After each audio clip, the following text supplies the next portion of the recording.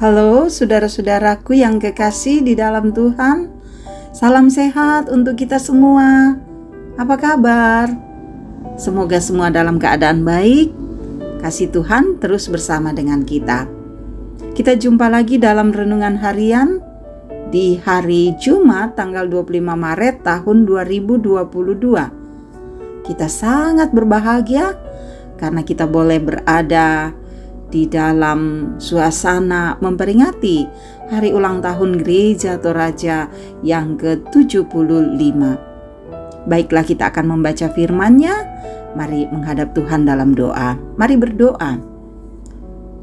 Bapa, sungguh kami berbahagia karena kami tahu Tuhan tidak pernah meninggalkan kami. Kami berbahagia menikmati hari karunia Tuhan. Dan kami akan membaca firman-Mu.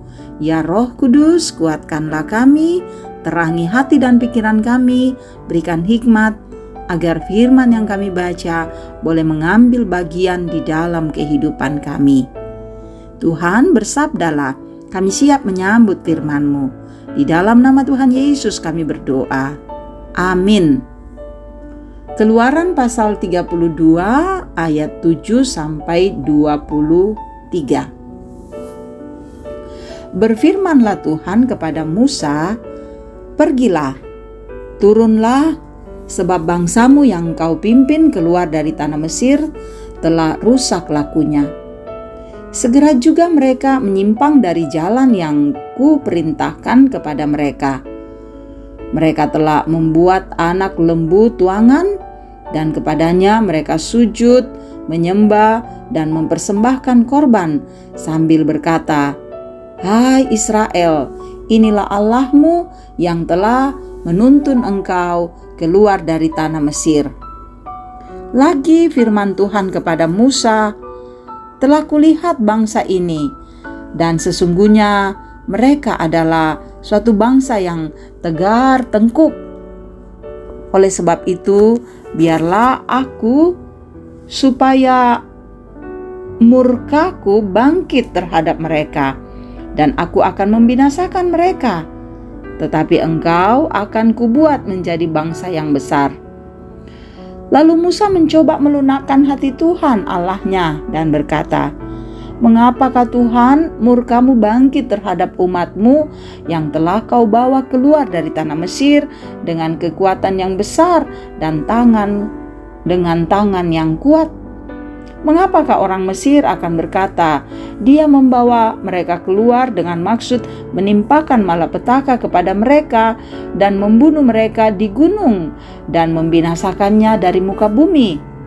Berbaliklah dari murkamu yang bernyala-nyala itu dan menyesallah karena malapetaka yang hendak kau datangkan kepada umatmu.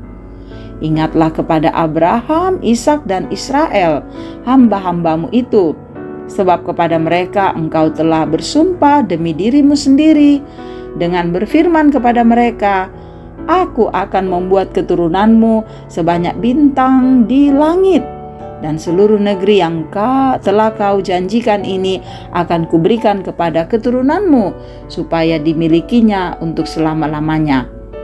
Dan menyesallah Tuhan karena malapetaka yang dirancangnya atas umatnya. Setelah itu berpalinglah Musa lalu turun dari gunung dengan kedua loh hukum Allah dalam tangannya. Loh-loh yang tertulis pada kedua sisinya bertulis sebelah menyebelah. Kedua loh itu ialah pekerjaan Allah, dan tulisan itu ialah tulisan Allah ditukik pada loh-loh itu. Ketika Yosua mendengar suara bangsa itu bersorak, berkatalah ia kepada Musa, ada bunyi sorak peperangan kedengaran di perkemahan. Tetapi jawab Musa, bukan bunyi nyanyian kemenangan, bukan bunyi nyanyian kekalahan, bunyi orang menyanyi berbalas-balasan, itulah yang kudengar. Dan ketika ia dekat ke perkemahan itu dan melihat anak lembu dan melihat orang menari-nari, maka bangkitlah amarah Musa. Dilemparkannya lah kedua loh itu dari tangannya dan dipecahkannya pada kaki gunung itu. Sesudah itu diambilnyalah anak lembu yang dibuat mereka itu, dibakarnya dengan api dan digilingnya sampai halus Kemudian ditaburkannya ke atas air dan disuruhnya diminum oleh orang Israel. Lalu berkatalah Musa kepada Harun, "Apakah yang dilakukan bangsa ini kepadamu, sehingga engkau mendatangkan dosa yang besar itu kepada mereka?" Tetapi jawab Harun, "Janganlah bangkit amarah tuanku. Engkau sendiri tahu bahwa bangsa ini jahat semata-mata. Mereka berkata kepadaku, 'Buatlah untuk kami Allah yang akan berjalan di depan kami, sebab Musa ini orang yang telah memimpin kami keluar dari tanah Mesir. Kami tidak tahu apa yang telah terjadi dengan dia.'" Demikian saudara bacaan kita pada saat ini. Haleluya. Amin. Tema kita menanti dengan setia. Makaritutu matayan. Saudara-saudara, menanti atau menunggu adalah hal yang membosankan bagi banyak orang. Rasa bosan itu timbul dalam hati ketika apa yang dinantikan atau ditunggu tak kunjung datang atau terjadi. Banyak orang yang karena ketidaksetiaannya menunggu, maka tidak mendapat apa-apa. Menanti sesuatu dalam dunia ini boleh saja bosan, tetapi dalam menanti berkat Tuhan, kita tidak boleh merasa bosan walaupun sudah lama kita menanti.